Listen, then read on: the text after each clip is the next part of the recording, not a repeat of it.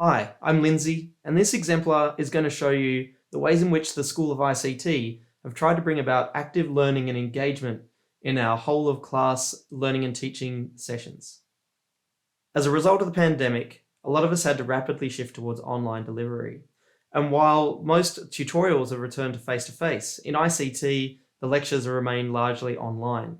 We've had a shift towards developing more nuanced online content to accompany the lectures. The problem that we've found is there's a lack of active learning and engagement with both our live and recorded online content, as students shifted their focus to on-campus classes or just focusing on their assessment tasks rather than actually focusing on learning. The introduction of lectorials saw our previous content converted into more nuanced online content that supplemented whole-of-class sessions, which were much more interactive. This exemplar shows a wide range of approaches that the School of ICT have experimented with to try and get students more actively engaged in these whole-of-class sessions. While the focus of this presentation is largely on live delivery methods, most of these are supplemented by what we refer to as preparatory content, which is intended to be consumed before the lecture or workshop session.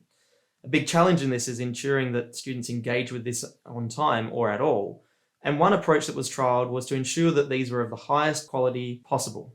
The example on this slide is from my own third-year mobile development unit, which required bringing together rudimentary skills in video editing, combined with good hardware like a digital SLR. For this particular unit, according to the survey and Evaluate responses, quality was a factor in how many people engaged with the content ahead of time. Some of our units, such as Kit 501, are highly technical but have cohorts with non-technical backgrounds. And the students found it difficult to understand the link between the content and the assessment tasks and what was due each week. So in this unit, theoretical lecture content was moved to mixed media Milo content, and the live sessions instead highlighted and discussed what students needed to prepare for the upcoming reading on Milo, which is used as a basis for the following week's tutorial and practical classes.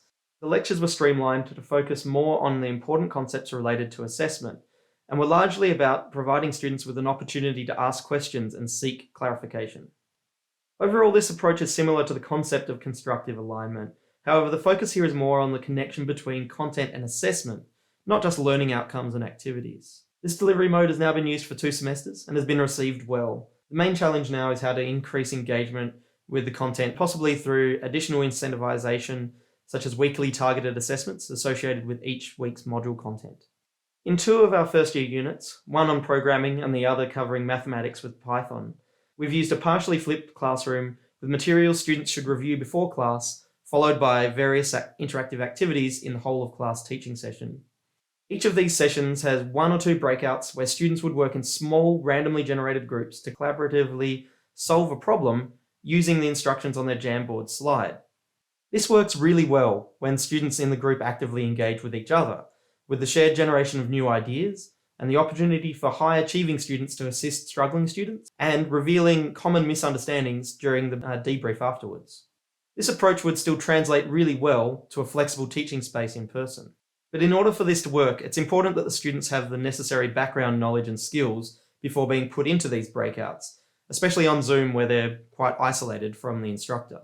This approach also relies on students having sufficient hardware and to have engaged with the preparatory material beforehand.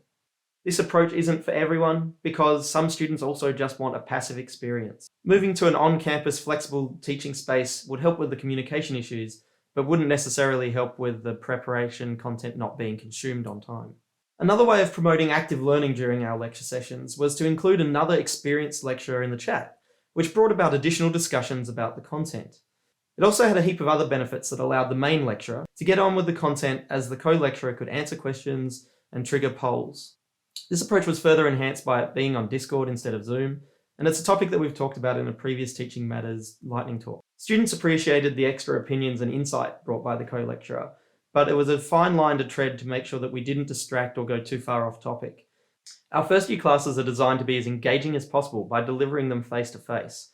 They're also live streamed for those unable to be physically present and recorded for those who can't attend live, and also for revision purposes. Where lecture content would previously be simply delivered, this is now done by recorded videos followed up by a flipped classroom for discussion.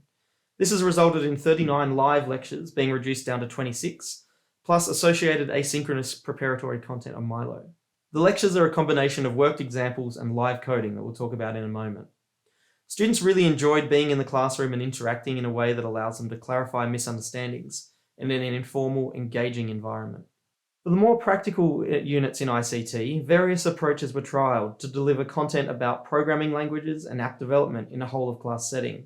The difference was largely in terms of who was driving the programming, be it the lecturer and students in parallel, students leading while the lecturer does the actual typing, or a lecturer demonstrating a concept directly. As this is a more niche topic for ICT and is so multifaceted, we've made a whole separate video on this topic. This exemplar has shown how the School of ICT has combined high-quality, nuanced online content with streamlined live sessions which contain various active learning experiences, like breakouts, co-lecturing, and live coding. Thanks for watching.